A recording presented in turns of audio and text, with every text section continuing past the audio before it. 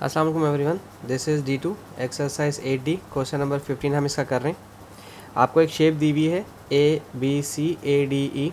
अच्छा, थोड़ा सा टेढ़ा हो गया, लेकिन ये शेप देखेंगे बुक में तो बिल्कुल स्ट्रेट बनी हुई है। तो AB 3 है और AD 3 + 2 5 है, AC 6 है, तो A से E 6 + 5 11 है। AC और DE के बारे में नहीं पता, सिर्फ D का बताया हुआ है कि X।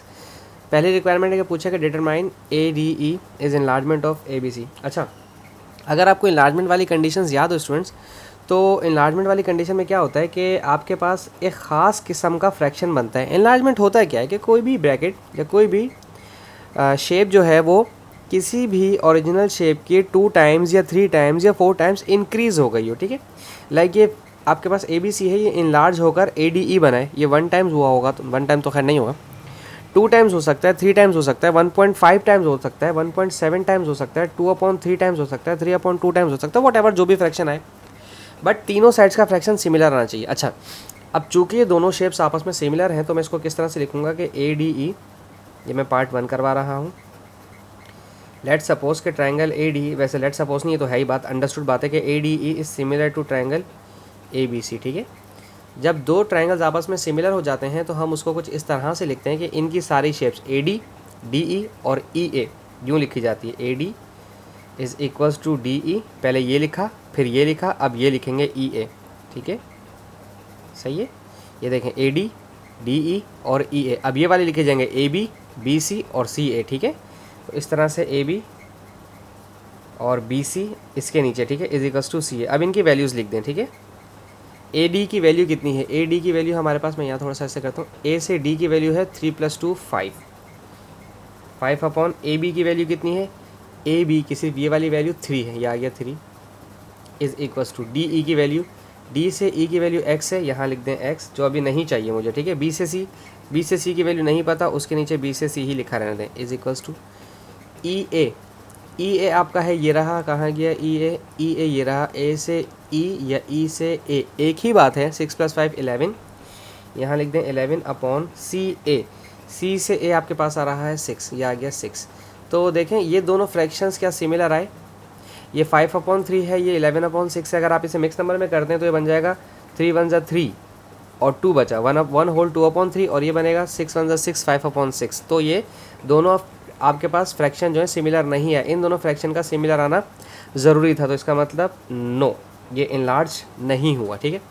अब find the value of cos theta. Cos theta आपको ये वाली चाहिए, ठीक है, कॉस थीटा की वैल्यू चाहिए। अच्छा, तो कॉस थीटा की वैल्यू के लिए, अच्छा, BC की वैल्यू दी हुई है 3.5, ये रही, मैं भूल गया लिखना, 3.5 दी हुई है, ठीक है।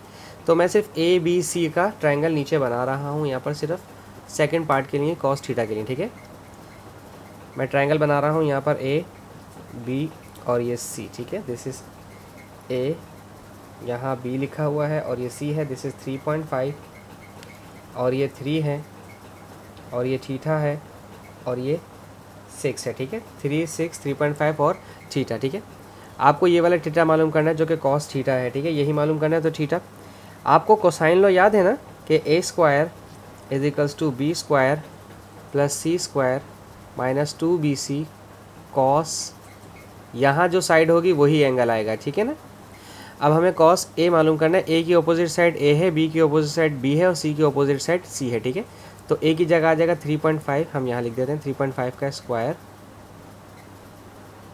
इज इक्वल्स टू B का स्क्वायर, ठीक है। B आपका B के अपोजिट वाली साइड है, B ये 6 है, 6 का स्क्वायर प्लस C का स्क्वायर, यानी कि C के अपोजिट वाली साइड C है, वो 3 है, 3 का स्क्वायर -2, ये दोनों साइड्स यहाँ आती हैं 6 और 3, ठीक है।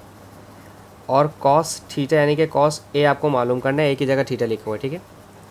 6 × 6 = 36 प्लस 3 × 3 = 9, ठीक है, -2 × 3 = 6 और 6 × 6 = 36 कॉस थीटा। और 3.5 का स्क्वायर निकाल लेता हूँ मैं with the help of calculator, चूँकि पेपर 2 का ही होगा ऑब्वियसली क्वेश्चन। 3.5 का होल स्क्वायर ये आ रहा है 12.25, दिस इज़ 12.25। ट्रांसपोजिशन कर लें, इस वैल्यू को यहाँ भेजें, -36 cos x यहाँ ले आए, ठीक है। तो ये 36 cos x यहाँ आके पॉजिटिव 36 cos थीटा हो जाएगा। 36 और 9 प्लस कर दें, 36 + 9, और ये वैल्यू वहाँ जाके माइनस होगी, तो मैं डायरेक्ट कर देता हूँ -12.25, ठीक है। सो ये हो जाएगा 32.75, 32.75 और 36 डिवाइड करें तो वहाँ जाकर मल्टीप्लाई करें 36 तो वहाँ जाकर डिवाइड करेगा 32.75 डिवाइड बाय 36। ये आ गया कॉस थीटा का आंसर। उन्होंने कॉस थीटा ही मांगा था तो बस यहीं तक छोड़ दें, इसको मज़ीद फर्दर डिवाइड करने की ज़रूरत है, कर देते हैं। 36 से डिवाइड करवा के देख लें तो क्या आंसर आएगा 131/44। आप यही लिख दें cos theta is equals to 131/144। ठीक है, सही है। अब आपने मालूम करना है आखिरी find the value of x, और एक्स कहाँ है, ये रहा एक्स हमारा। ठीक है, ये और ये वाला ट्रायंगल और ये वाला ट्रायंगल इस्तेमाल करूँगा मैं। ठीक है, एक्स की नहीं, सही है।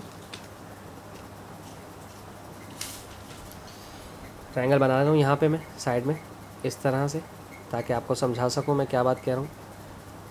दिस इज़ इट, डी और ई, यहाँ पर है एक्स और ये है ए। ठीक है, ये थीटा भी आपने निकाला है कॉस थीटा। ए से ई की वैल्यू है 6 + 5 11, ए से डी की वैल्यू है 3 + 2 5। ठीक है, और आपको ये साइड मालूम करनी है, देखें एक्स साइड मालूम करनी है, तो यानी कि ए का स्क्वायर। ठीक है, ए का स्क्वायर मतलब ए के ऑपोजिट वाली साइड का स्क्वायर इज इक्वल्स टू ई का स्क्वायर और डी का स्क्वायर। ई के ऑपोजिट वाली साइड 5 है, 5 का स्क्वायर प्लस डी के ऑपोजिट वाली साइड 11 का स्क्वायर माइनस 2, 5 और 11 5 एंड 11 और कॉस ये वाला थीटा। ठीक है, देखें जो साइड आपने मालूम करनी होती है वो यहाँ पर आती है, आपको फॉर्मूला पता होगा लॉ ऑफ कोसाइन, और ये दोनों साइड्स का स्क्वायर, ये आ गया इन दोनों साइड्स का स्क्वायर, एंगल के बीच दो एंगल के साइड वाली दोनों जो होती है ना, सेंटर एंगल के साथ वाली, और -2 ये दोनों साइड्स और कॉस ये वाला थीटा। ठीक है, 5 का स्क्वायर 25, 11 का स्क्वायर 121 माइनस 2 5 ज़ा 10, 10 11 ज़ा 110, और कॉस थीटा की वैल्यू अभी आपने निकाली है 131/144। इन्हें सॉल्व कर लें कैलकुलेटर में इस तरह से, मैं यहाँ दिखा देता हूँ आपको।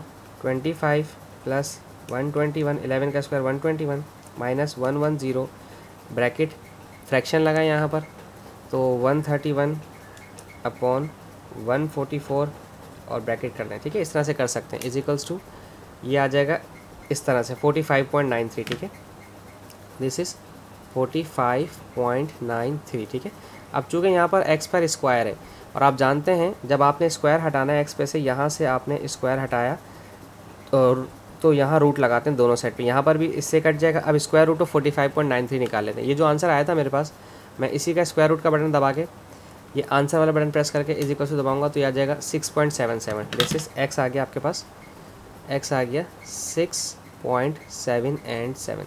दैट्स इट, इसमें बस यही था चीज़ें। ठीक है, इस ट्रायंगल को आपने थोड़ा सा समझना था। अगर आप ट्रायंगल को थोड़ा सा समझ लेंगे तो आपके लिए सारी आसानी हो जाएगी। ये लॉ ऑफ कोसाइन के हैं, बाद वक्त सवाल आपको इस तरह से घुमा फिरा कर दे देते हैं कि चीज़ें समझ में नहीं आ रही होती, बट होपफुली आपको अभी सवाल अंडरस्टैंड हो ही होगा। पेपर 2 का क्वेश्चन था। Thank you so much for watching my channel. अल्लाह हाफिज़।